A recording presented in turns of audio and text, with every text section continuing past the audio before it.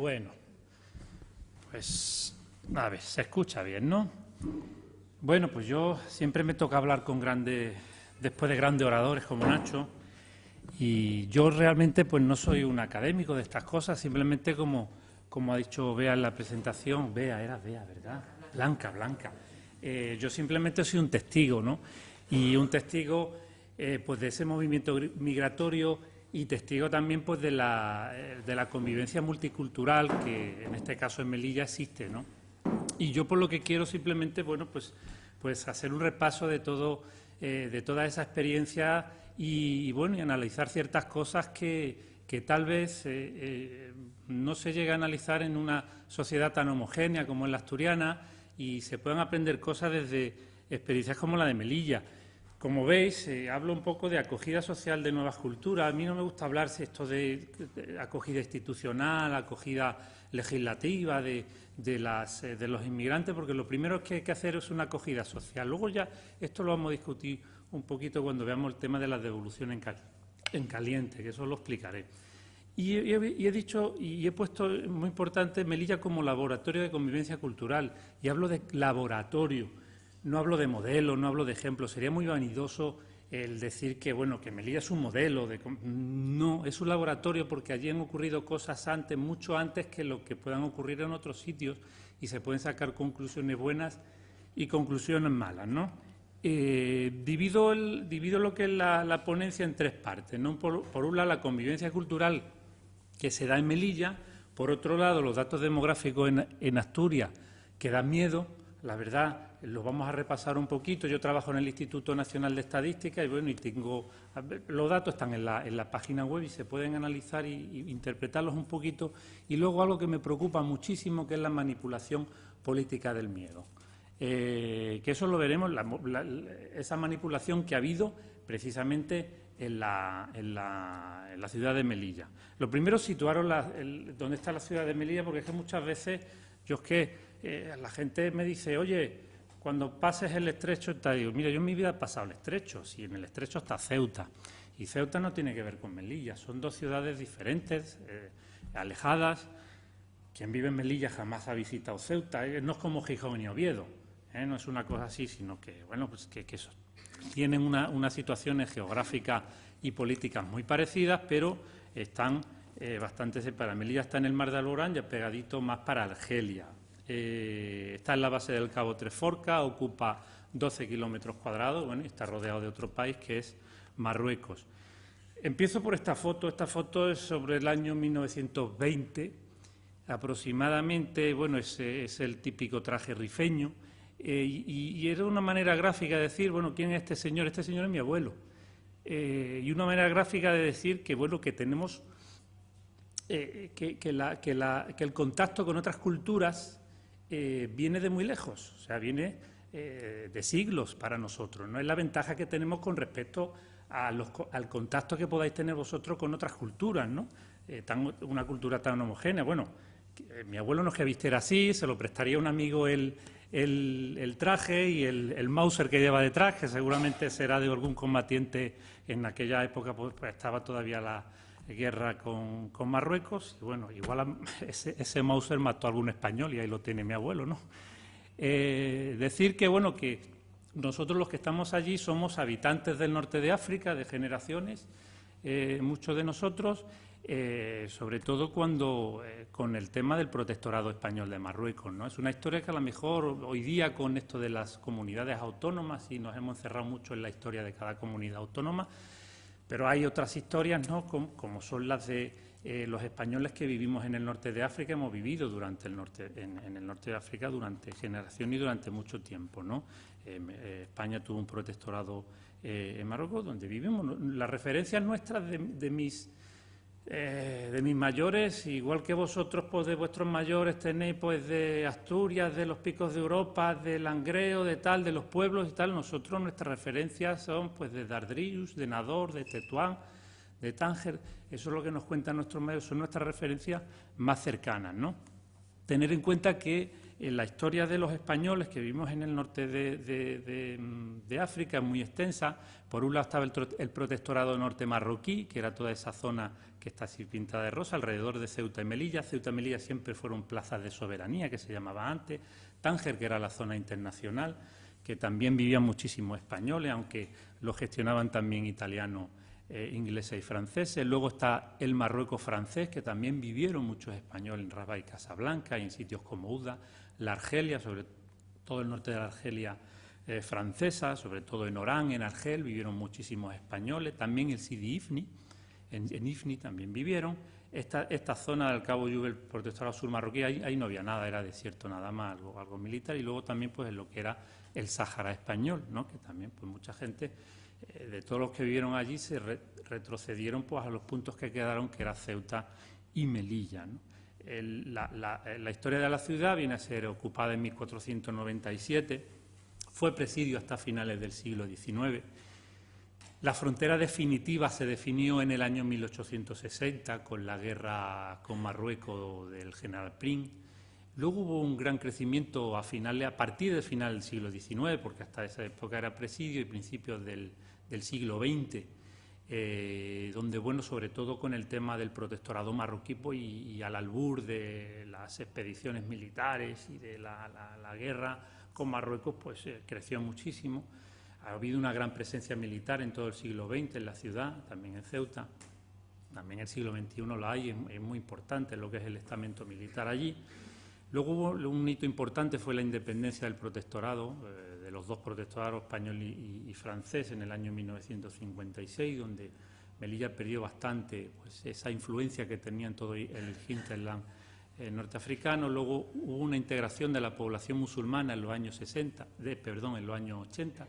Ellos no tenían carné hasta esa época, tenían lo que se llama una tarjeta de estadística, que se llamaba, que simplemente era para tenerlos contados. Y entonces, bueno, hubo una gran revolución de los musulmanes y tal. Bueno, porque los musulmanes no vivieron siempre en Melilla, ¿no? Bueno, empezaron a venir a partir de los años 40, 50, de origen marroquí, evidentemente. Fue ciudad autónoma en 1996. Esto de ciudad autónoma, que no es ni ayuntamiento ni comunidad autónoma, sería algo de explicar, pero es un engendro. Es un engendro que tanto Ceuta y Melilla no la han encardinado bien en la Constitución española. Veremos a ver si alguna vez hay un Estado federal cómo se incardina en esa próxima Constitución. Y bueno, la composición social de la ciudad vienen a ser las siguientes: cristianos. Bueno, aquí cristianos llamamos a los que somos de origen peninsular, ¿no? Al fin y al cabo, ¿no? Me decía un peninsular una vez a mí, ¿no?, que estaba allí: a mí no me llames cristiano, que yo soy agnóstico. Y digo, mira, en la península será agnóstico, pero en Melilla eres cristiano, ¿vale? O sea que eso es una forma de verlo, de clasificar, digamos, la etnia y los orígenes, ¿no? Luego están los musulmanes, que los musulmanes pues son más que nada de origen marroquí, son casi todos de la etnia amazighen, hablan el idioma tamasig, y bueno, hay poco árabe, hay poco árabe, no hablan el árabe, el árabe sí que hablan en Ceuta, pero no aquí no. Luego están los hebreos. Bueno, los musulmanes están llegando al 40% aproximadamente ahora. Luego están los hebreos. Nos suena mal decirles judíos, no sé por qué, los llamamos allí hebreos, son una población muy influyente, además son de los primeros que se asentaron en el siglo XIX. La mayoría son de rito sefardí, que vinieron también desde Marruecos, que son expulsados en su época de la península, y vinieron por Marruecos. También hay eskenazis, pero ya son los mínimos, pero por lo menos el rito que tienen siempre es sefardí. Los indios, que aquí lo llamamos como Colón, ¿no?, pero son hindúes, y luego pues hay muchos inmigrantes en tránsito, ¿no?, sobre todo pues subsaharianos, sirios, argelinos, y también menores extranjeros no acompañados, que bueno, que sobre todo es últimamente, ¿no? Las características principales es la convivencia pacífica, no exenta de problemas, pero hay una convivencia normalmente pacífica allí. Yo lo que digo siempre es que en otros puntos del mundo se están matando estas mismas culturas, ¿no? Hebreos y musulmanes y cristianos pues se están matando, y aquí no. Entonces, bueno, algo de bueno habrá, ¿no? Decir que hay poco mestizaje, yo lo del mestizaje no sé bien lo que es. Yo prefiero hablar de convivencias de culturas, porque al final mestizaje no sé exactamente, o si existe de verdad, o supongo en una parte del mundo habrá, pero no, el mestizaje yo creo que es generar otra nueva cultura diferente a las que... Pero no. Una cosa es que haya matrimonios mixtos, y que sus hijos, pues digamos, tiren hacia una cultura o hacia otra, pero no el mestizaje, no, eso no lo veo, no existe, ¿no? Es el territorio de Estado con mayor hecho diferencial, ¿no?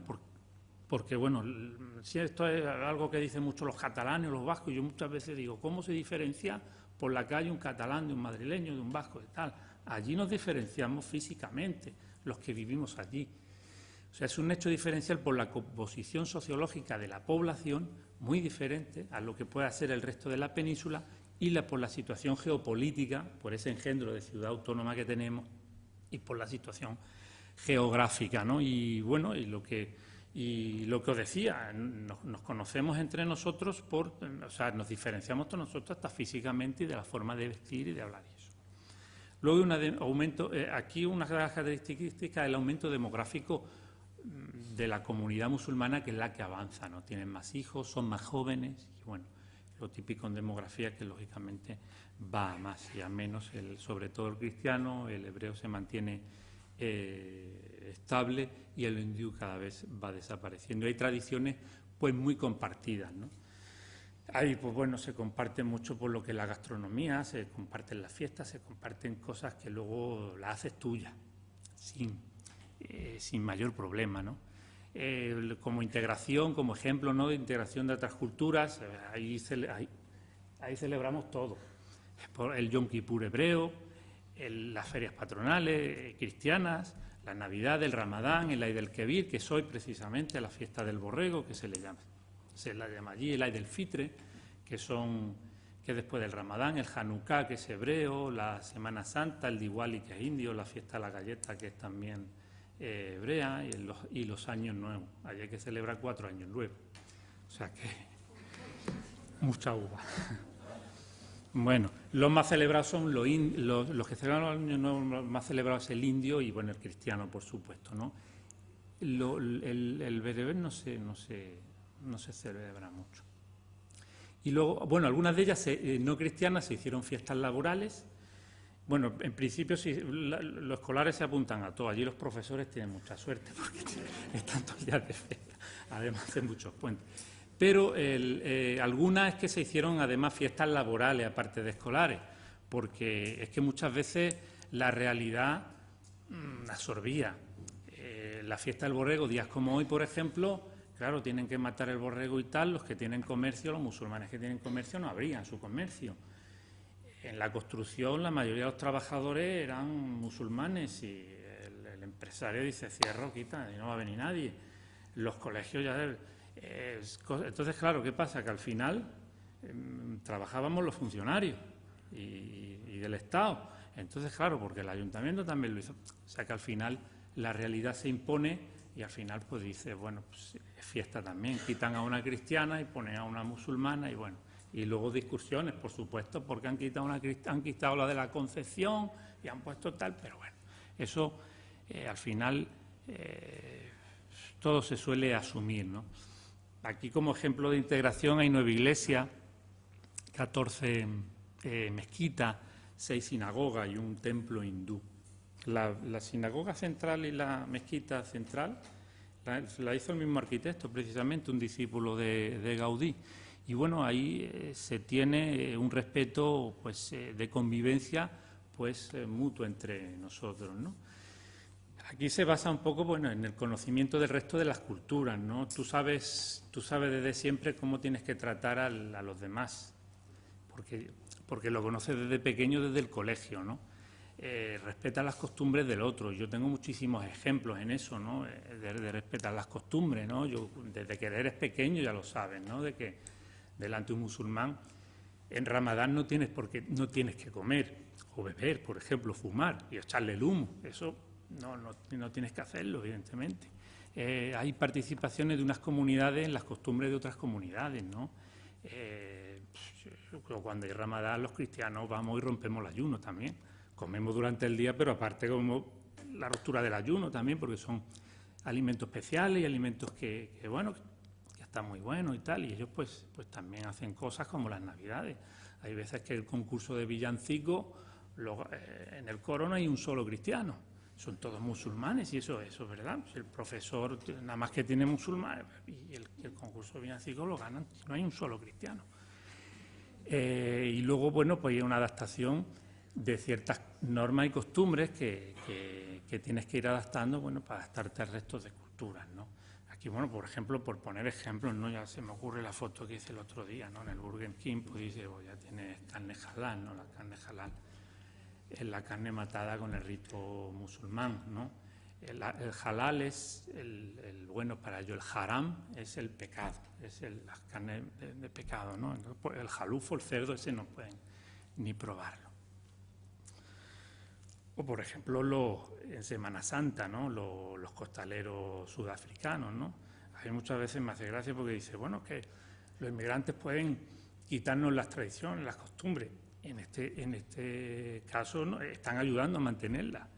Los cristianos nos vamos de vacaciones en Semana Santa y se quedan ellos a llevar los tronos. O sea y es verdad, cierto. Hay un indio, por ejemplo, que lleva toda la vida, porque bueno, le gusta, incluso tiraron también, pero estos subsaharianos son cristianos, pero también se ha tirado de musulmanes para llevarlo eso, pues ya os digo, es que se queda Melilla vacía. Y es que luego dice, joder, te quitan las tradiciones, joder, no, la culpa la tiene quien abandona su tradición, no quien sigue con la suya, quien te ayuda a mantenerla, ¿no? Y esto es por curiosidad, ¿no? Millares de melillenses fueron por el caudillo de España, y la comunidad israelita celebró en la misma hora una honra fúnebre en la sinagoga Benarros, o sea que hasta eso, o sea, llevan asumido tanto tiempo, o sea que también, bueno, pues habían hebreos franquistas también y tal. Y eso que decía Franco, lo de la persecución, lo de estos judíos masónicos, el contubernio judeo-masónico, los judíos siempre han vivido bien. En Melilla nunca ha habido persecución contra ellos. Mataron a muchos en la guerra civil, pero los mataron por socialistas, por comunistas, por estar en la UGT y eso, pero no por hebreos, ¿eh? Luego el problema es que hay, por ejemplo, lo de hoy, que hay fiebre aftosa en Marruecos y impiden, y el delegado del gobierno ha impedido, el delegado del gobierno musulmán, ha impedido traer borregos de Marruecos, por ejemplo, ¿no? Y ellos no quieren los borregos de la península. Ellos miran que han venido camiones y tal, y no los quieren porque ellos quieren borregos mayores, que no tengan dientes de leche, tal. Tienen una serie de tradiciones que no. En Ceuta no ha habido ese follón, por ejemplo. O la gente musulmana de Francia y de España, pues come el borrego de la zona. También hay manipulaciones, también muy peligrosas en ocasiones de las diferentes etnias, ¿no? En ese caso. La valla de Melilla, bueno, comentaron el tema de la valla de Melilla. La valla de Melilla es un fenómeno nuevo para Melilla, ¿eh? Yo cuando era joven pues no existía, ¿vale? Se empezaron a poner la primera piedra pues en el año 99, así. Yo cuando era joven pasábamos directamente, había una alambrada militar, ¿vale? Pero se pasaba, estaba muy machacada, había mucho contrabando y luego pasaba, a lo mejor cogías la bici y te la ponías en el tal y te pillaba la Guardia Civil, había uno Guardia Civil para toda la frontera, que a lo mejor te pillaba, oiga, esto no forma entrar al país, no, tal, discutías con él y tirabas para adelante. No había problemas en eso, ¿no? Había una permeabilización muy grande, ¿no? De hecho, esa alambrada militar, eso no hubo límite ni siquiera hasta el año 72, con ocasión del cólera que se declaró en Marruecos. Y yo creo que fue más un motivo para poner algo, lo de la alambrada. Pero fíjate que hasta el año 72 no había absolutamente nada. Y bueno, la valla es digna de ver, ¿eh?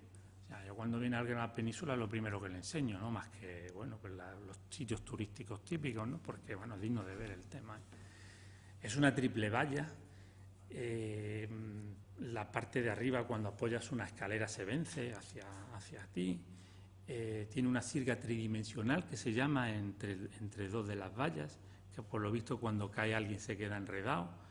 Tiene también las concertinas en una parte, tiene también unas tuberías, tiene su inclinación, tiene una malla antitrepa, tiene también unas tuberías que llevan agua con pimienta, que por lo visto se echan al ojo y les pica y no pueden. Creo que también pusieron luces estroboscópicas. Eso, las luces estroboscópicas nunca la he visto funcionar, creo que no sé si se instala.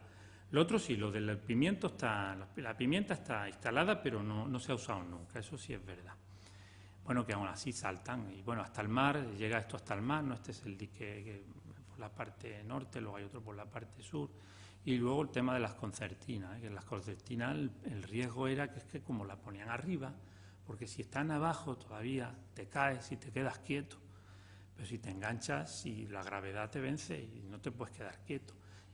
Y tendríais que ver cómo son las cuchillas. En las cuchillas, como te la clave, te rajan entero un brazo, te rajan el cuerpo. Y te cogen 2 o 3 y con el peso de tu cuerpo, pues aquellos que te revientan, ¿no? O sea, tenemos ahí ejemplos, cuando venían algunas veces, algunos venían destrozados realmente, ¿no? Que era tremendo, ¿no? Esta gente viene normalmente del Gurugú, que tienen ahora mismo, que a lo mejor veis que hay menos saltos, sí que deciros que en la frontera de Marruecos se han puesto zanjas más concertinas. Hay una base militar fuera de Melilla, que está una fotografía desde el avión, una base militar marroquí que vigila toda la frontera de Melilla. Todo esto lo pagamos los europeos. Han desbrozado todo el bosque y hay un perímetro tremendo en todo lo que es la zona. Ahora mismo la inmigración la están parando los marroquíes, ¿vale? No la valla fronteriza, no la valla de nuestra que tenemos en Melilla, porque si es que la saltan, al final la salta por mucho que se ponga.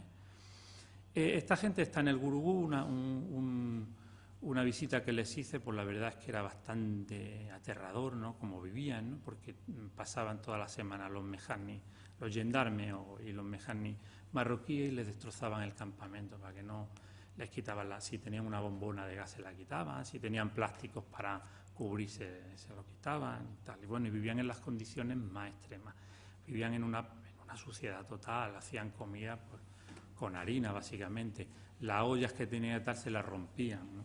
Para que no pudieran cocinar y tal. Eran unas condiciones horrorosas.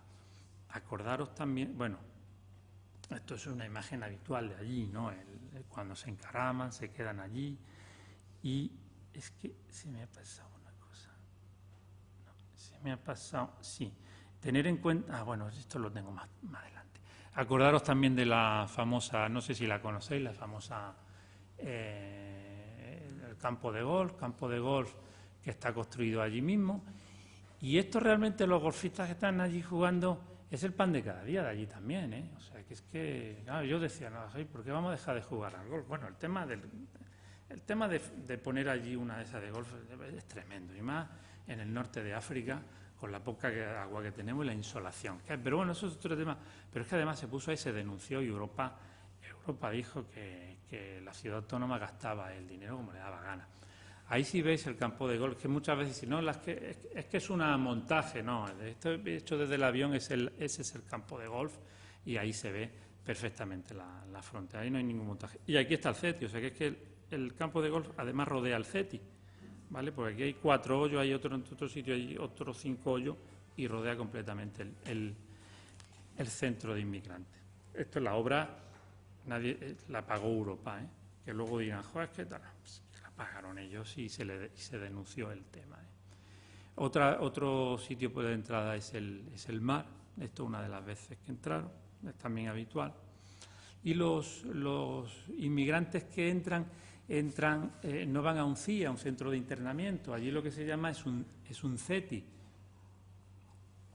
Centro de Estancia Temporal de Inmigrantes, o sea, ellos entran y salen cuando les da la gana del CETI, ¿vale? No es como un centro de internamiento que están encerrados, ¿no? Esto. ¿Por qué? Porque la mi propia ciudad hace de cárcel.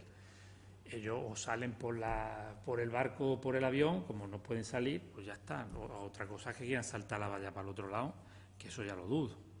Y uno de los problemas que hay ahí también es el tema del contrabando, ¿no? Es muy típico, pues son miles de mujeres que pasan todos los días, además siempre son mujeres, son pocos hombres, y pasan con grandes fardos. Esta es joven, pero hay mujeres muy mayores que pasan todos los días, que también es otra de las problemáticas también con la inmigración que hay. Estos son marroquíes, ¿eh? Fijaros que hasta hay un paso que es exclusivo para ellos, que fíjate, para dividir hombres y mujeres los dibujan hasta con los paquetes detrás, si los veis, ¿sabes? Que es que van con los fardos, ya es como si fuera parte del cuerpo de estas personas. El explicaros las devoluciones en caliente. ¿Qué es una devolución en caliente? Una devolución en caliente es cuando tú coges a un extranjero de forma ilegal en España, en territorio español, tú puedes expulsarlo, evidentemente a su país y tal, pero lo tienes que documentar y lo tienes que devolver en unas condiciones, los tienes que socorrer si, por ejemplo, está herido, y lo tienes que devolver en ciertas condiciones, en ciertos sitios, no en cualquier sitio. Pues aquí se utilizan estas aberturas que tiene, estas puertas que tiene la valla, para darle una patada y para sacarlos por allí, ¿sabe? A empujones, ¿vale? Sin identificarlos, sin ningún procedimiento administrativo, sin nada de nada, ¿vale? Fijaros además, esta figura que veis ahí detrás, que no sé si se ve bien, esto es un hito, es un mojón, que indica dónde empieza Marruecos y dónde termina España, ¿vale? Hay 17 mugas de estas en todo el perímetro que en línea recta indicarían lo que es la frontera. ¿Eso qué quiere decir? Que toda la valla fronteriza está dentro de territorio español, o sea que en teoría esos muchachos que están ahí colgados están en territorio español, ¿vale? Entonces, en teoría, se debería de documentar y tal y devolver de forma legal, ¿vale? Ese es el tema, que además están... Bueno, fijaros cómo hicieron la valla, que una casa de Melilla la dejaron fuera, una casa de la dejaron fuera, que llegó el dueño y dijeron, ¿qué estáis haciendo? Y tal, y lo dejaron fuera. O sea, fijaros el asunto, que cuando van a leer el contador de la luz o del agua, pues le llama por la valla, Manolo, tal, y le lee él y tal, pero paga impuestos en la ciudad. O sea, fijaros, tiene que pasar la frontera cuando va a su casa y cuando está en Melilla. Fijaros además otro tipo de devolución en caliente, fíjate, hasta por el mar, ¿vale? Aquí dan a una patrullera, cogen a 2 negritos y lo devuelven allí en una zodia. Esta imagen la sacó ECUO a la luz pública. Una devolución en caliente es una actuación claramente ilegal. ¿Por qué se produce? Porque yo es lo que digo ahí, la voluntad de la sociedad hábilmente manipulada por los políticos, ayudada por los medios de comunicación, es más poderosa que la aplicación de las leyes. Yo, por ejemplo, que he trabajado tanto en medio ambiente, en el tema ecologista, y los ecologistas lo sabemos, que hay muchas leyes ambientales y tal, pero cuando una fábrica contamina mucho y tal, y está fuera de los límites y tal, y de la legislación, no hay nada que hacer si la voluntad del pueblo, de la sociedad, quiere que siga la fábrica. Y no hay juez que eche el tema por delante, ¿no? Y esto pasa lo mismo. O sea, aquí la sociedad quiere echar a los negros y ya está. Y no hay juez. Y no hay juez que lo impida. No es que lo impida porque no hay juez que se atreva. Y juez que se atreve, el juez superior, al que se le recurre, lo anula. Los fiscales meten las denuncias por ahí. O sea, es que no hay... Y mira que ha venido el relator de la ONU, la defensora del pueblo, que hay informes de catedráticos de Derecho, de incluso jueces y asociaciones de jueces. Pero no hay forma. Por eso es tan importante actuar sobre la sociedad. Es que la sociedad quiera o no. Yo muchas veces cuando me he reunido en el Europarlamento, en el Parlamento y tal, no, hay que hacer otra ley para... ¿Otra ley para qué? ¿Para que no se cumpla? Si es que no, si es que la voluntad, o sea, hay que trabajar con la gente realmente. Aquí quería meter un poco pues, el tema de los datos demográficos de Asturias. Pepín me decía, oye, que es que hay muchos... Me había explicado un poquito el tema del envejecimiento de la población. Yo como trabajo en el INE, pues he sacado estos datos y los quiero que lo veáis un poquito, ¿no? Y empezamos, mira, la población nacida, la proporción de la población nacida en el extranjero en tantos por ciento, es un 12% en el total nacional. ¿Vale? Pongo los nacidos en el extranjero porque, bueno, son de otras culturas. Muchas veces es nacido en el extranjero, pero se han nacionalizado, pero por ponerlo, ¿no? Ves como en muchos sitios, como en la isla Balear, el 23%, en Canal 18, bueno, el 23% que tienen muchos alemanes y eso, ¿no? Pero bueno, que Asturias solo tiene el 6%, la mitad del ratio del total nacional, solo por encima de Extremadura, que es un 4%. Sitios como Melilla tenemos el 21%. O sea que fijaros qué nivel de inmigración existe de diversidad cultural que existe en Asturias. Es mínimo comparado con otros sitios, ¿no? La variación de la población en Asturias del 2010 al 2015, aquí están todos los municipios, se han reducido en todo, se han reducido un 3,15% en esos 5 años. Y en todos los municipios negativos, salvo en uno pequeñito, en dos pequeñitos, pero además en sitios urbanos, en sitios rurales, en todos. Se han reducido la población en absolutamente todos. Esto para ir viendo la necesidad de población que tiene, de población nueva que tiene Asturias. Por otro lado, a ver, seguimos con más. El crecimiento vegetativo, o sea, la población varía de dos formas. Por un lado, por los muertos y los que se mueren y nacen, y por los que vienen y se van, ¿no?, de la zona, ¿no? La natalidad es la mínima natalidad de todo el Estado. Fijaros, la natalidad de Melilla es 17,95, la media es cerca de un 9 y Asturias tiene el 6,19, la natalidad mínima, mientras que tiene la máxima mortalidad de todo el Estado, el 12,98. Hay un crecimiento vegetativo nulo. Normalmente una población sana tiene que ir creciendo. Bueno, pues en España es 0. Pero, joder, si es que el Asturias es menos 6,79. Es una pasada con respecto. Fijaros que Melilla tiene de positivo 11,76. Fijaros qué diferencias más abismales. Nada más y nada menos que el 6,79 en negativo. Luego, lo que es el saldo migratorio, en España se están yendo. Y en Asturias también. O sea que el saldo exterior, el exterior de los extranjeros, es negativo. Fijaros que el año pasado, el 2015, España perdió 8.000 y pico y solo de Asturias fueron más de 1.000. La octava parte se fueron de aquí, ¿vale? O sea, el saldo es negativo. Y el saldo interior con respecto a otras comunidades autónomas de España, pues es también negativo. Siguiendo con estos datos, tenemos la tasa de fecundidad. La tasa de fecundidad, ya es que esto es extraño. Además he puesto la tasa de fecundidad de españolas nada más, ¿vale? Porque las extranjeras ya sabemos que tienen más hijos. Bueno, pues he separado. Y la tasa de fecundidad son los nacidos por las mujeres que tienen entre 15 y 49 años. Y yo no sé qué pasa en Asturias también, que es mínimo también. Está en 28 cuando la media de España es 36. Y es el mínimo también de España. Aquí está ya dos velas también en esto, porque el 48 en Melilla. Aquí no, las mujeres no tienen, bueno, las mujeres, las parejas no tienen hijos, ¿no?, por lo visto. Luego, lo que es la edad media en España, la media es de 42. La máxima es también en Asturias. Estamos hablando también de máximo, de una edad de 47,5, ya es elevada a 42. Fijaros en Melilla que la edad media es de 34. Yo aquí me siento joven en Asturias. ¿Por qué? Porque la verdad es que estamos hablando de... Mira, en Canarias 41, Cantabria, que son vecinos, 44. La población más mayor de todo el Estado. Seguimos porque el índice de envejecimiento, que ha hablado algo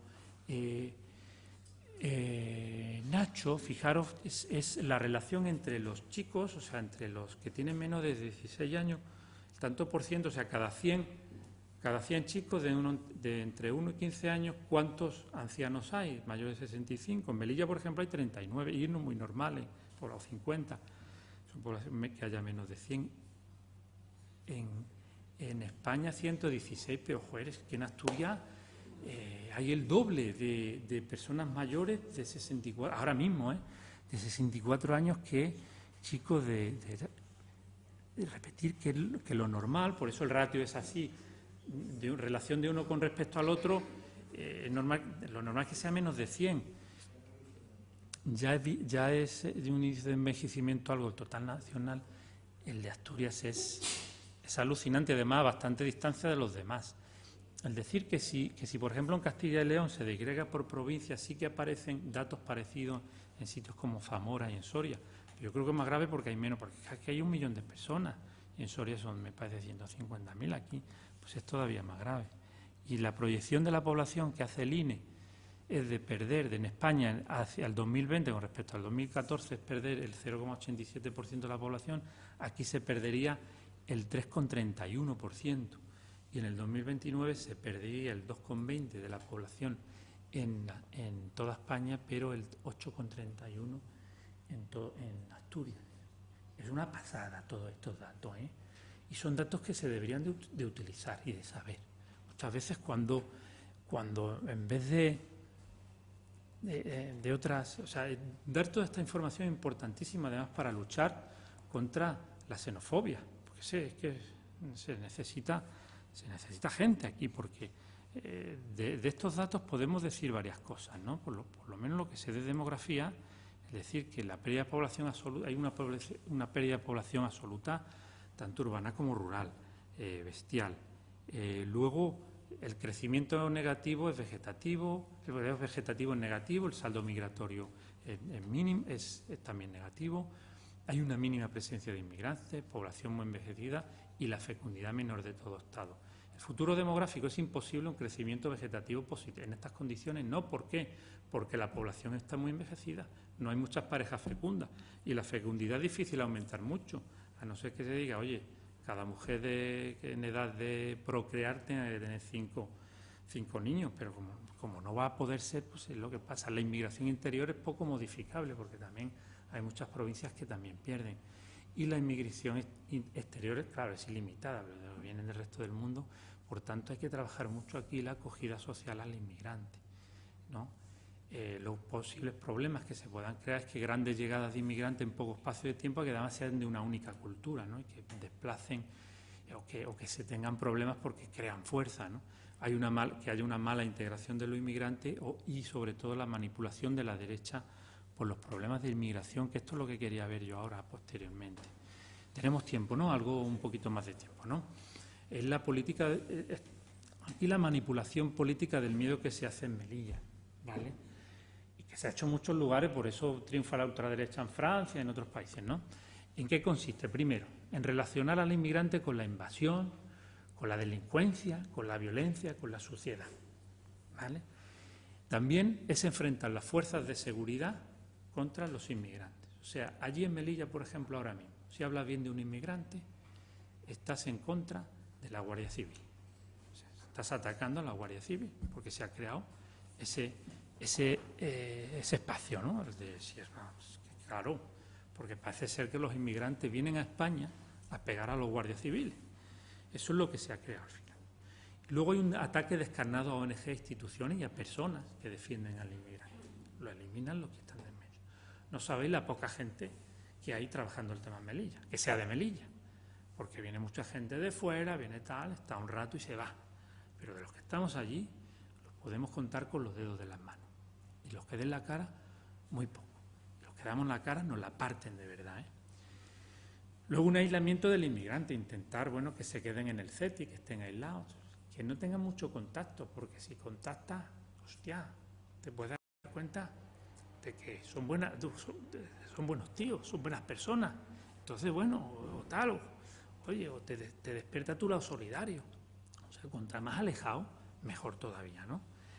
No dejarlos participar pues, en las cosas normales, ¿no? Muchas veces vienen inmigrantes que les gusta mucho el fútbol, bueno, no pueden jugar en un equipo, ¿por qué? Porque no tiene papeles para ficharlo, pues no se les puede sacar el seguro, joder. Para jugar al fútbol hace falta papeles, ¿no? Entonces, claro, estas cosas lo aíslan y los dejas aparte, ¿no? Y luego hay una dejadez en la solución de los problemas que proceden del movimiento migratorio. Los problemas que pueda crear, hay una dejadez para no solucionarlos, porque luego hay un beneficio rentable electoral en las urnas, ¿no?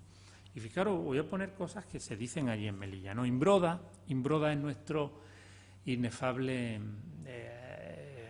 presidente, alcalde de la ciudad autónoma, ¿vale? Cuando vea Imbroda es, bueno, Partido Popular, ¿eh? Pide alternativa para frenar la invasión de inmigrantes. Hablan de invasión. Este hombre. Aquí es que no me ven. Dice, detrás de los inmigrantes hay mafias criminales que perpetúan intentos de intrusión programada en no pocas ocasiones violentos. Aquí habla de violencia. Bueno, que se ve. El gobierno alerta de una invasión de sin papeles en Melilla tras el salto de otros 100. O sea, fíjate qué alarmante con esa foto, que bueno, que dice mucho. Imbroda, la nueva frontera será una espita más en esta olla. Llama a olla a su ciudad, y que necesita una espita, ¿no?, para que esta olla no explote, ¿no? Y lo haga a su propia ciudad, ¿eh? El gobierno defiende el uso de gas pimienta en Melilla. No se llegó a usar, se llegó a usar en sprays, pero no los tuvo eso. Porque crece la violencia del inmigrante, ¿vale? Bueno, crece la violencia. Y seguimos, Imbroda, el inmigrante que llama a Melilla es más joven y agresivo. Todo esto es el día a día allí en Melilla, ¿vale? El delegado del gobierno de Melilla, los inmigrantes ya no vienen en son de paz. Ya ve el delegado del gobierno, del Malik El Barkani, era marroquí en su época, fue un inmigrante, fíjate lo que dice. Y dice, venían armados con piedra y palo. Ya ves tú, con piedra y palo. Imbroda, si entrar en miles de inmigrantes sería una hecatombe para Melilla. Tela, hecatombe, llama de hecatombe. El gobierno difunde un vídeo de garfios para trepar como prueba de la violencia de los inmigrantes. Esto tiene su gracia. ¿Sabéis esto? Que bueno, esto lo he sacado de internet, de estas armas que incautan a los terroristas o a los mafiosos y tal. Fijaros Melilla.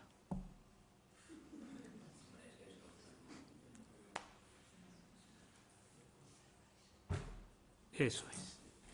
3 palos, una potera de pescar pulpo y dos ganchos. Para engancharse a la valla, ¿vale? Esto es para engancharse a la valla.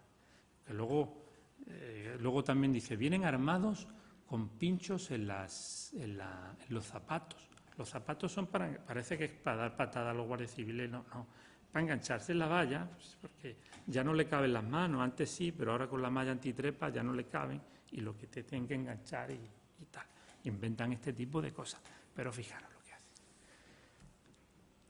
Melilla se nos va de las manos. Juan José Imbroda alerta de la ciudad que se está polarizando y puede caer en manos de los integristas islámicos, que es que además, no solo por el tema de los inmigrantes subsaharianos, sino también por los integristas islámicos, también los musulmanes, ¿no? O sea, que le dan a todo. Es que cuando cuento estas cosas muchas veces y que digo, oye, tenés cuidado con la derecha que hace estas cosas, y no la gente que no, ¿cómo va a hacer esto? Pues el presidente de Melilla se niega a retirar las concertinas hasta tener una alternativa igual a mejor. Pero fijaros esto, la ciudad pide una frontera más permeable al comercio atípico. El comercio atípico es lo que es la forma oficial de llamar el contrabando. No tiene nombre. O sea, está pidiendo que haya una frontera abierta para el contrabando y venga, esto no tiene palabras, ¿no? Para ganar dinero allí, el contrabando y tal. Bueno. Y luego una segunda de esas es enfrentar a los cuerpos de seguridad la población, bueno, pues quiere allí mucho a sus cuerpos de seguridad del Estado, hay muchísimos, y bueno, y son muchos habitantes que están ahí, viven de eso, muchas familias, y lo enfrenta contra los. Y entonces, Imbroda acude a la frontera de Melilla a apoyar a cuerpos de seguridad y denuncia la insostenible presión migratoria. Todo es así. Imbroda, si la Guardia Civil no puede actuar, pongamos azafatas en la frontera. Esto saltó a nivel nacional, un poco lo de la azafata. Orines con ébola, fuego, ébola, fuego y piedras sobre aves. Los fuegos es algún mechero que echaban y tal, y se lo echaban y tal. Y cuando hubo el tema del ébola, ellos decían que tenían ébola, ¿no? Tenemos ébola, que no los cogieran, no los tocaran. Pero fíjate, esas son cosas que orines con ébola, de verdad que tienen ébola. Por entrar tal, y piedras por las que cogían. Ya son 12 los guardias civiles heridos a los saltos de la valla. Mira, es imposible pasar esa valla sin resultar herido. Es imposible, ¿vale? Tienes concertina, hay que dar unos saltos muy grandes. Te caes en la silla tridimensional, ya habéis visto más o menos. Si saltan 120 subsaharianos, los 120 seguro que están heridos. Bueno, algunos que no, pero bueno, 120 algún tipo de herida. Pues siempre hay un guardia civil que hace un rasguño y tal. Bueno, pues los titulares son estos: 6 guardias civiles heridos al repeler un asalto en la valla de Melilla. Que a lo mejor puede haber 120 heridos, pero del otro. Y hay algo que dice ahí: un total de 6 agentes han resultado heridos, 5 de ellos leves y un sexto con una luxación en el hombro. Agarrar a alguno y tal. Y ese es el titular. A lo mejor ese día tuvieron que intervenir de urgencia a unos cuantos en el hospital de la ciudad. 2 guardias civiles heridos en el Imperial. Este es el panorama. Bueno, eso. Hubo una vez, no sé si lo viste en la tele, está en YouTube, que devolvieron a un inmigrante inconsciente. Se grabó. Estaba inconsciente, pam, y se lo llevaron.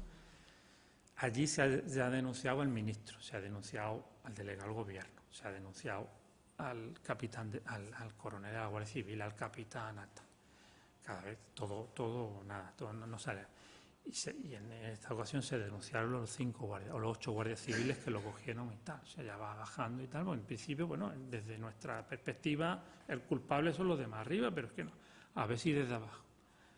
Bueno, pues fueron imputados y se le imputó y tal. Nada.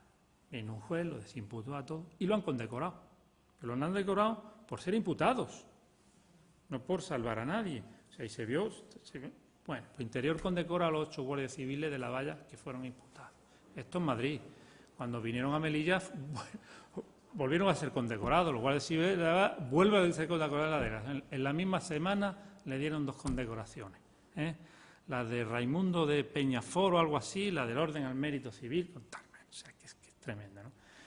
Y luego también es el ataque que normalmente hacen a las ONG, ¿no? Delegación deja entrever connivencia entre Proden e inmigrantes tras un salto humano. Es imposible tener una connivencia con ellos, pues porque ni siquiera se fiarían, ¿no? O sea, yo he subido a verlos y lo primero que ellos sospechan es que si eres policía o que si trabajas para tal, no dan las caras, no dan los nombres, no, es imposible, no te dan un número de teléfono, no, es imposible. Inmigrantes saltan la valla en Melilla, en pleno día, bueno, y ahí ponen también, pues eso, que se investiga si fueron ayudados desde dentro, pero desde dentro es imposible, ¿vale? Las consecuencias de esto, que hay un reforzamiento de la derecha como defensora de la seguridad, de la ley y del orden. Es un bastión derechista, a pesar de la mala gestión en Melilla, de la corrupción, del despilfarro. Los ciudadanos cada vez son más xenófobos, y esto a pesar de todo el historial de convivencia que tenemos allí. Bueno, pues han conseguido ser xenófobos, Ser xenófobos todos, los cristianos, los musulmanes y los hebreos que vivimos allí. Pues ahora somos más. Y los cuerpos de seguridad están implicados, lo han metido por medio en toda esta política, ¿no? Y el fenómeno además se retroalimenta.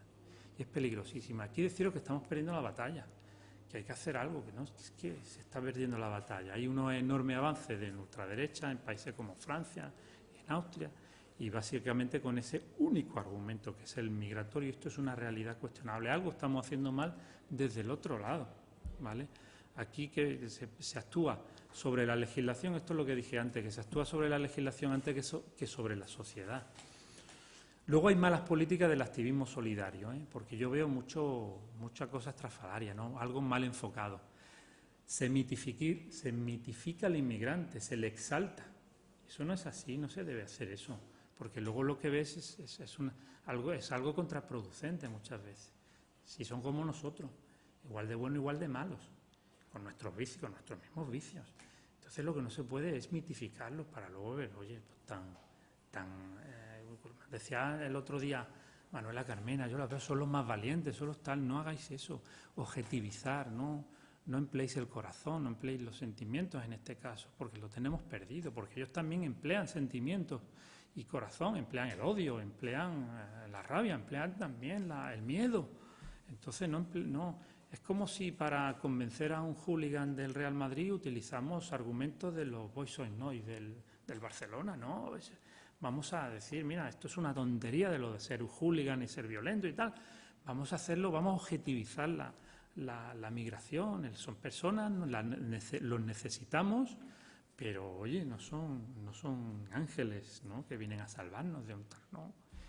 Luego hay cosas ingenuas, estrafalarias. Allí en Melillas, que ha habido de todo. Han venido allí a ponerse en pelota delante de la valla, a hacer cosas raras y tal. Y esas cosas, pues de verdad, no ayudan de verdad, ¿no? Y luego, ¿qué podemos hacer? Primero, los subrayados, denunciar la política del miedo. Y eso aquí todavía no habéis empezado, pero empezarán, ¿eh? Empezará la derecha a daros miedo de los inmigrantes. Ya empezarán, necesitarán votos y empezarán con esto. A dar información, como fijaros los datos económicos, estos que os he dado, demográficos, datos económicos, laborales. En Melilla la inmigración genera empleo. Joder. Y tanto lo estamos denostando, pues si ahora mismo no está salvando el empleo allí. Hay que objetivizar la migración, el verlo como un proceso natural, como una necesidad, no mitificar lo que he dicho antes, admitir y adelantarse a los problemas. Hay que admitir que tiene su problemática, hay que adelantársela. Y yo la que veo, una de las principales, la diferencia de género, sobre todo en el tema con los musulmanes. Son muy diferentes en el tema del género con respecto a nosotros. Y estas cosas que están saliendo del burkini, de los pañuelos y tal, hay que tenerlo resuelto ya, ¿eh? Deberíamos de tenerlo resuelto y decir ya claramente cómo lo vamos a tratar. Luego, desmontar argumentos iconos, ¿no? Ojo, porque utilizan las tradiciones, por ejemplo, el inmigrante en contra de la tradición, el inmigrante en contra de la Guardia Civil. Pues esas cosas no permitirlas, ¿no? Conocimiento de otras culturas, es importante conocerse, el fomentar el contacto, sobre todo el contacto corriente, el diario, por medio del deporte, por medio de la cultura, por medio de la fiesta, por medio de todas esas cosas, el fomentar todo eso, el contacto día a día, ¿no? El fomentar la solidaridad. La gente normalmente es solidaria, tiene un punto de solidaridad que hay que despertarle. En vez de despertarle ese punto de odio, de miedo, pues el punto de solidaridad, que todo el mundo lo tiene, y que en Melilla se ve a pesar de todo esto, se ve, ¿no? A pesar de todo el miedo. Se ve que la gente luego es solidaria, que le compra una bota de fútbol a uno que no tiene para que pueda jugar al fútbol, que le da de comer, que le invita a tal. Ahora en la fiesta del borrego, muchos musulmanes invitan a los subsaharianos a comer. Todo ese tipo de cosas se fomenta además muy fácil. Y solicitar también a los inmigrantes actitudes integradoras, ¿no? También para que ellos también se esfuercen en esa integración, ¿no? Y bueno, yo hasta ahí un poquito, no sé si me he alargado, pero me alargo muchísimo, por Dios.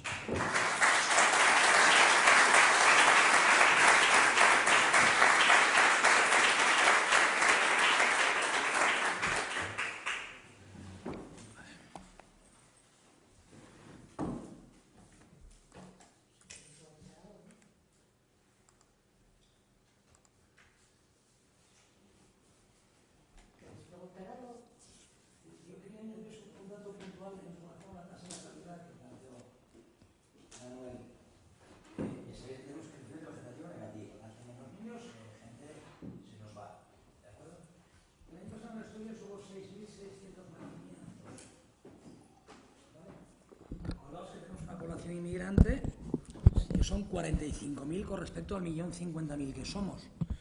De esos 45.000 inmigrantes, 23.000 son mujeres y 21.000 hombres, más o menos, ¿no? Pues de los 6.600 niños que nacieron el año pasado, 600 son hijos de mujeres inmigrantes, ¿vale? Si tabulamos porcentajes, sale una cosa muy significativa. Con carácter general tienen más hijos, ¿vale?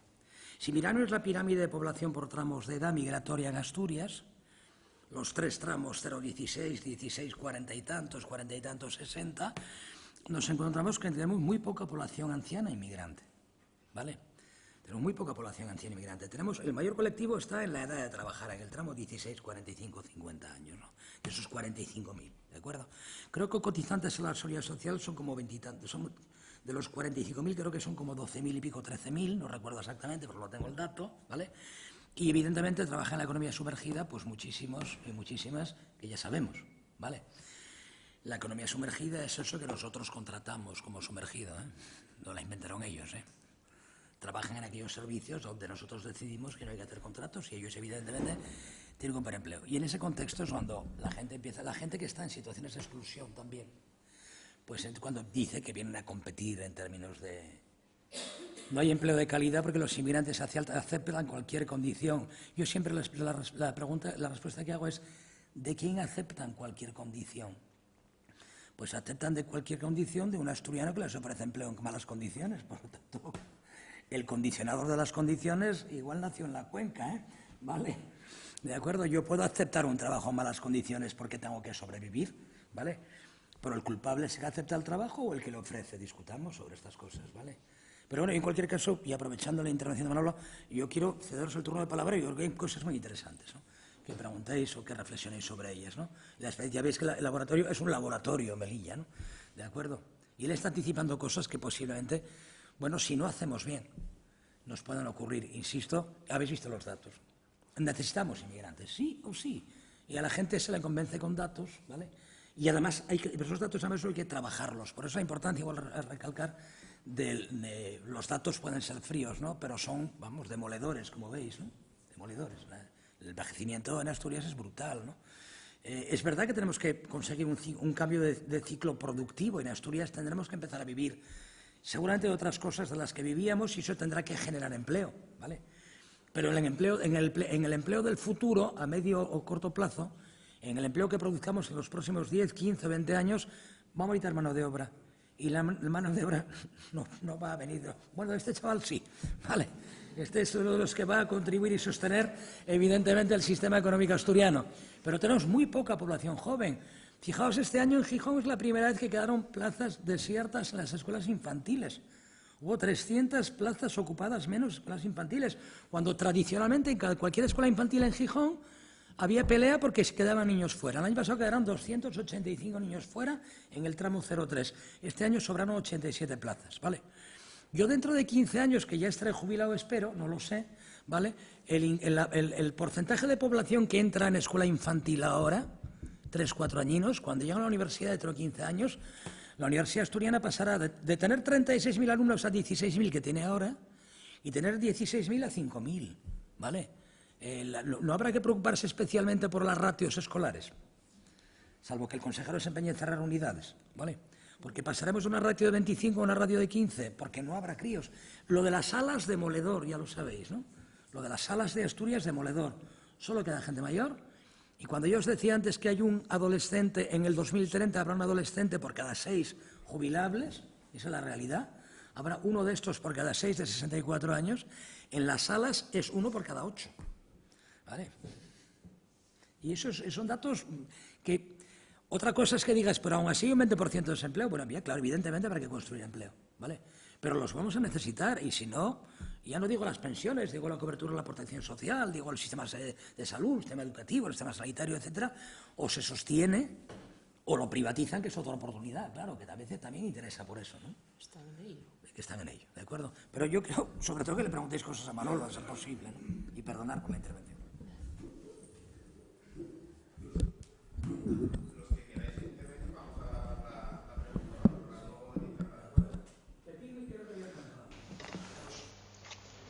Sí, yo quería que nos hablaras del factor religioso, ¿no?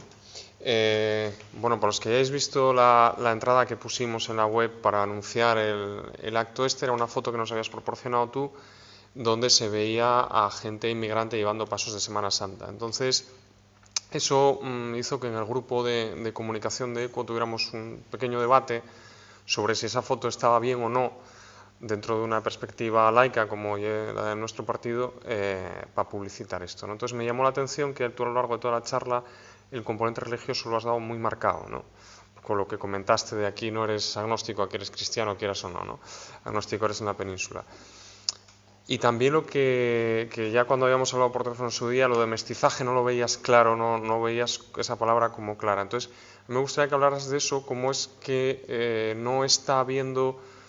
Bueno, en estos momentos en Langreo o en Gijón o en Oviedo, probablemente en Madrid, el porcentaje de laicismo, o ya no de laicismo, sino de abandono directo de la religión, es muy alto, ¿no? Es decir, cada vez en muchos países cada vez más hay más gente joven que declara no pertenecer a ninguna religión. Sin embargo, tú estás dándonos una perspectiva completamente diferente. Entonces me gustaría que hablaras un poco de eso, si por ejemplo en la población marroquí hay algo de laicismo, si hay algo de abandono de la religión o no lo hay.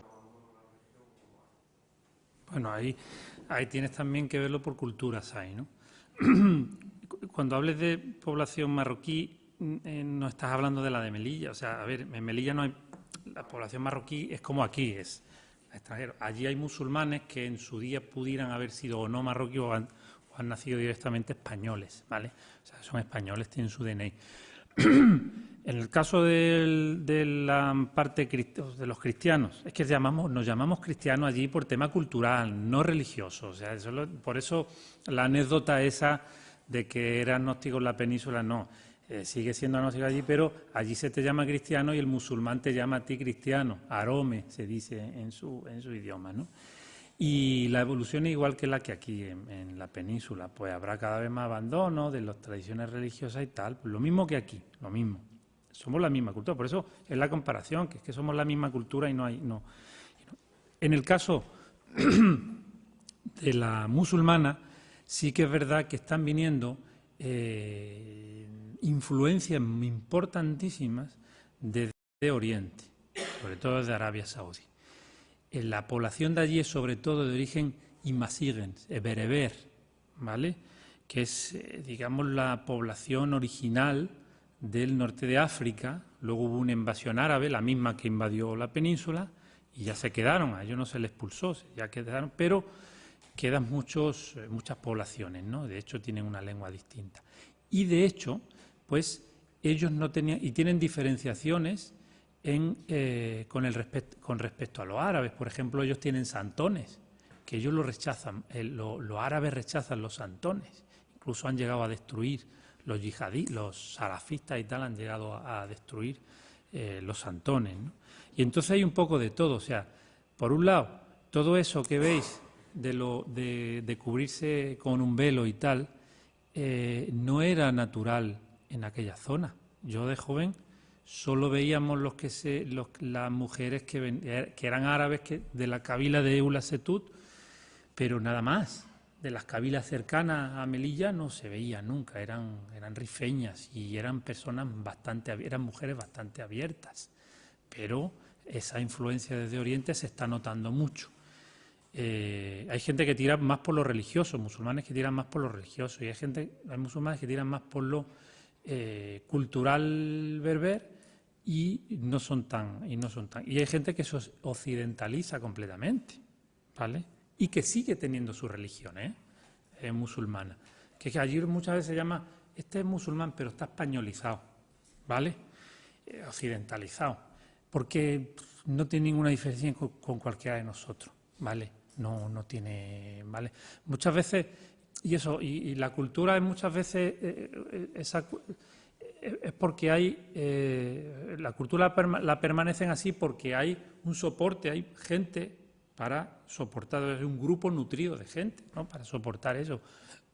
Si hubieran tres familias aisladas en Langreo, musulmanes, no vas a notar ese tipo de cultura o no van a poder seguir sus registros culturales, ¿no? Normalmente, pero allí sí.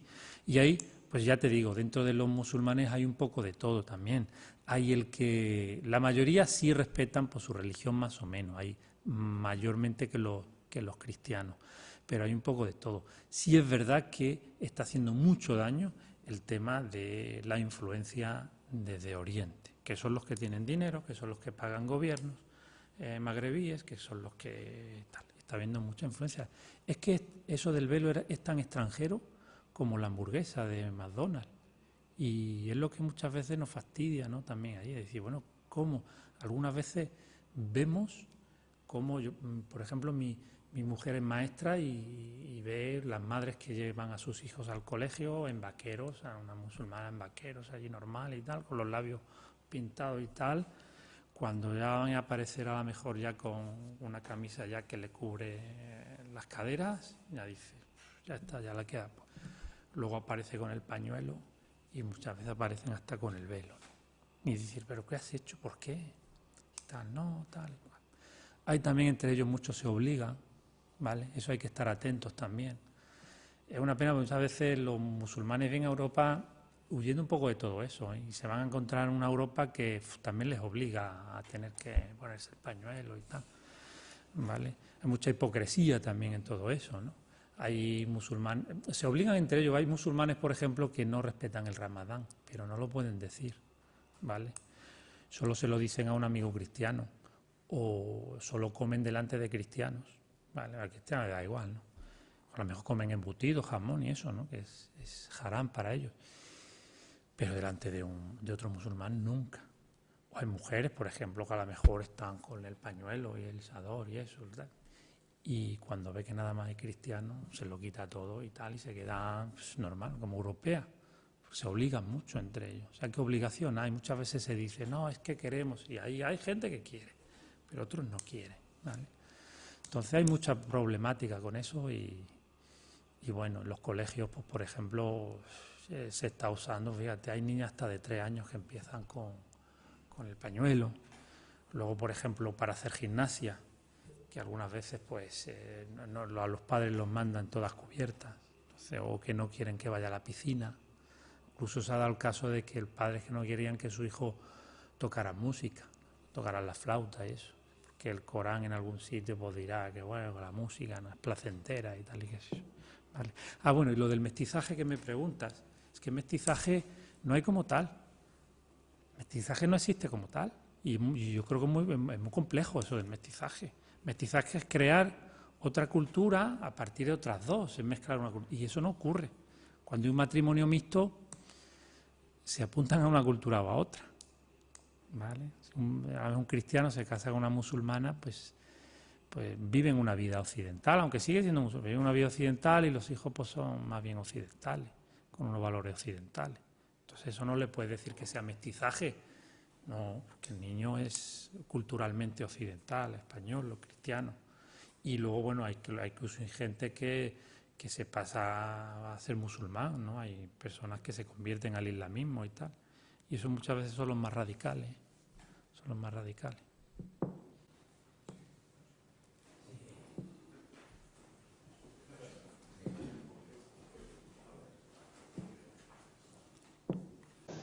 No, yo simplemente agradecerte la magnífica conferencia a los dos, a Nacho y a... Pero bueno, Marruecos, ¿qué papel juega en la actualidad para intentar llegar a un acuerdo, solucionar o paliar el tema de la emigración? ¿Colabora? ¿No colabora? ¿Pone ruedas? ¿Lo emplea o lo usa como arma política contra las demás naciones? ¿Cuál es el papel? Claro, ahí está en ese tema está el quid de la cuestión. O sea, vamos a ver. Marruecos utiliza la migración como medida de presión a Europa, ¿vale? Y tiene ahí a los negros, llamo negro porque muchas veces los negros dicen, llámame negro, no me llame cosa rara, ni moreno, ni subsahariano y tal. O sea, eso es algo aceptado. Los negros subsaharianos viven muchas veces en ciudades, han llegado a acampar y a estar más o menos viviendo en ciudades como Casablanca, y en el momento que le ha dado la gana a Marruecos lo ha levantado a todo y lo ha puesto en la frontera de Ceuta y Melilla, ¿vale? Trasfondo de todo esto, pues es una presión, pues fíjate, pues ¿por qué? Tal vez no esté detrás de todo esto el Sáhara Occidental, ¿vale? Ceuta y Melilla, mira, por ejemplo, las reclamaciones que tiene de soberanía sobre Ceuta y Melilla no tienen interés económico ninguno, ni interés estratégico, ni nada. Eso era, bueno, cuando se vigilaban los piratas y esas cosas en los siglos XIV, tendría su interés, ahora no tiene ninguno.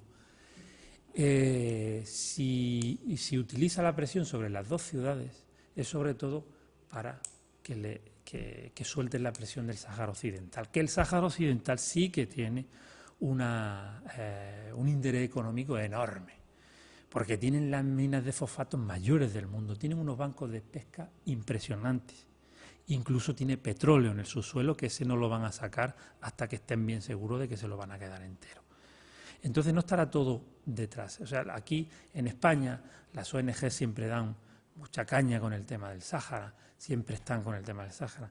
Y fíjate que a lo mejor, a ver si alguna vez coincide, que a lo mejor hay una exigencia sobre el Sáhara, si a lo mejor cambia de gobierno, un gobierno de izquierda y tal. Y coincide alguna de esas exigencias con un montón de pateras que vayan a la península o unos saltos que vayan a eso. Porque en los saltos hasta se negocian. Hasta los los campamentos de subsaharianos llegan a negociar con los militares marroquíes, es decir, déjanos saltar. ¿Y tal? ¿Por qué? Detrás hay otros intereses bastados, y sobre todo yo creo que uno de los principales es el Sáhara Occidental.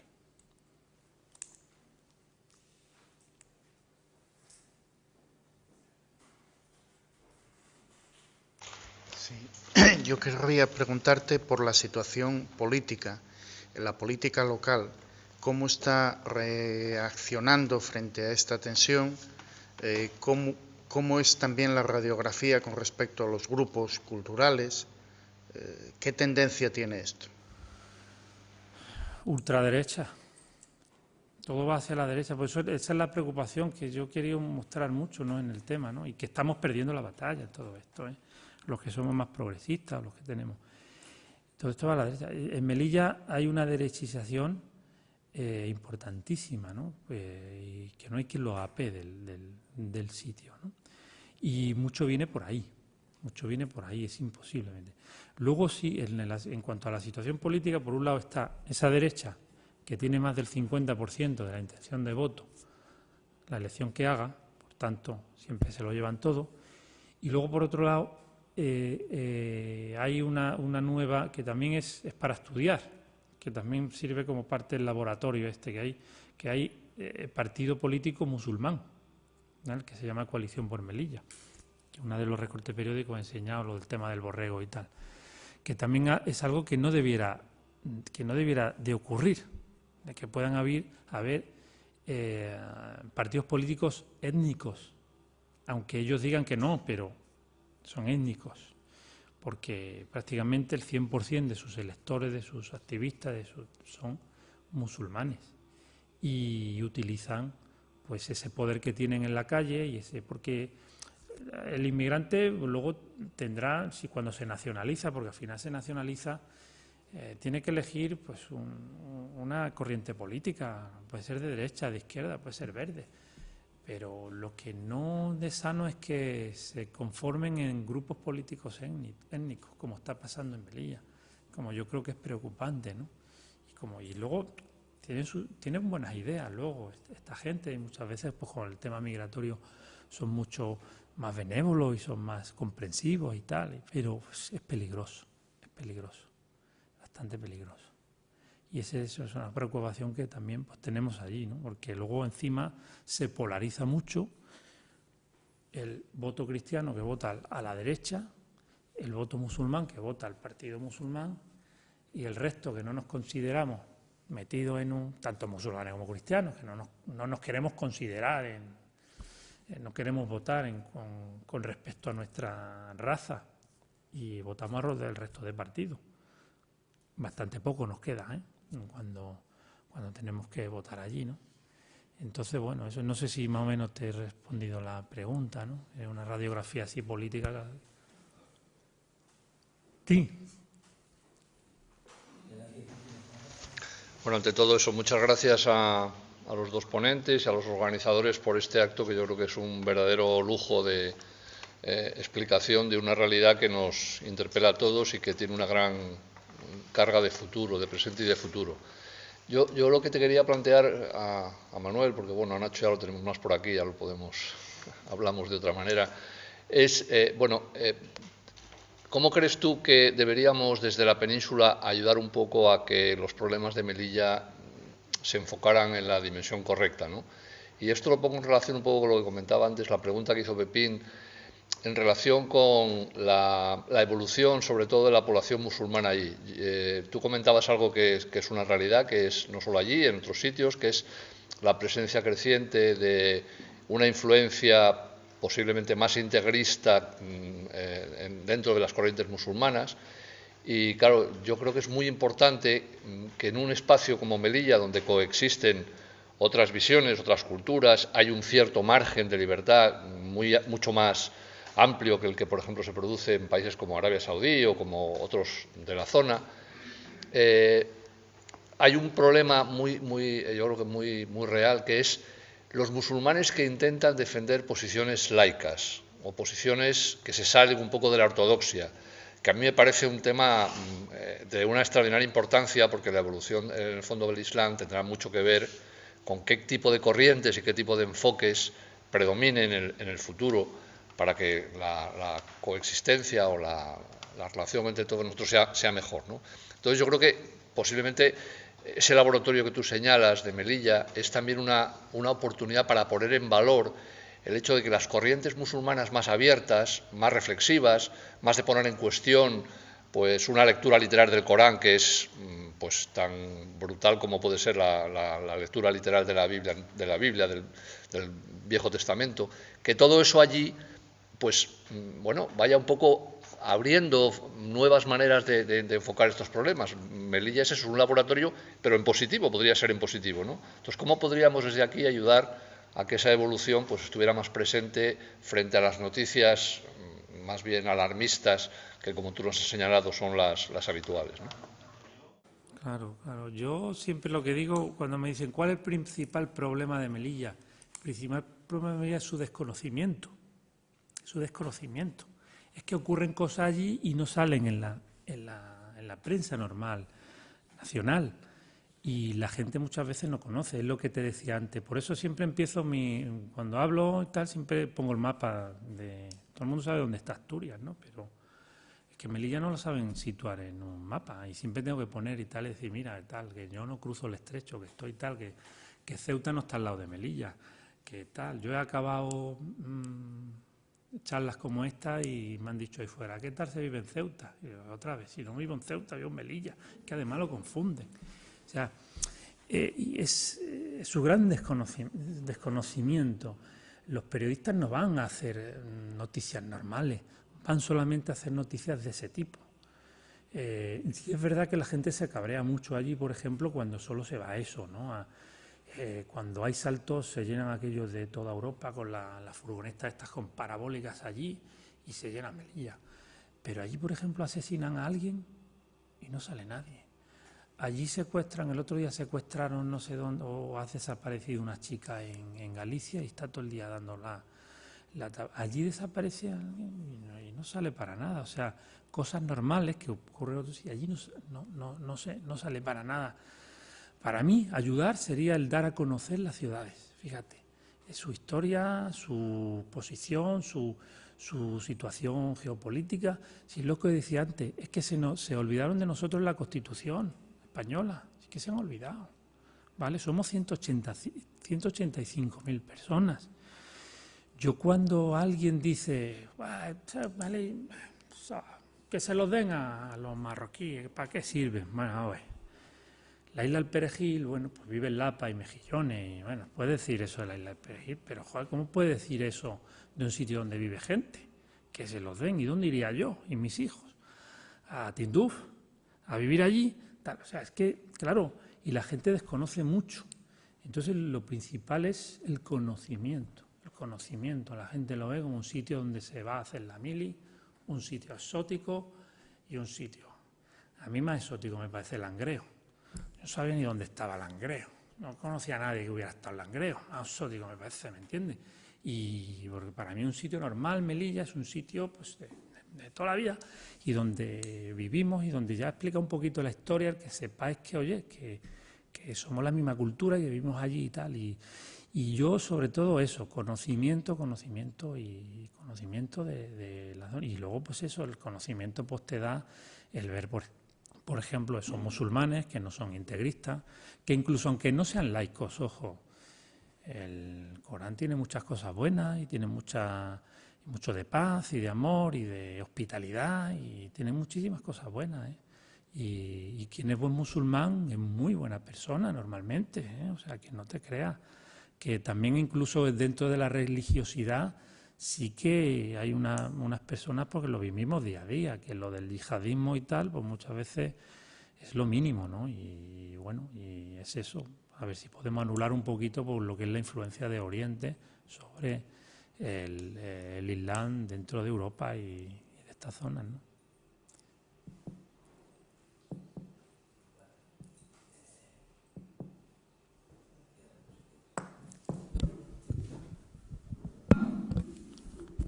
Bueno, Pues casi me quedé sin palabras, porque me disteis mucho que pensar los dos.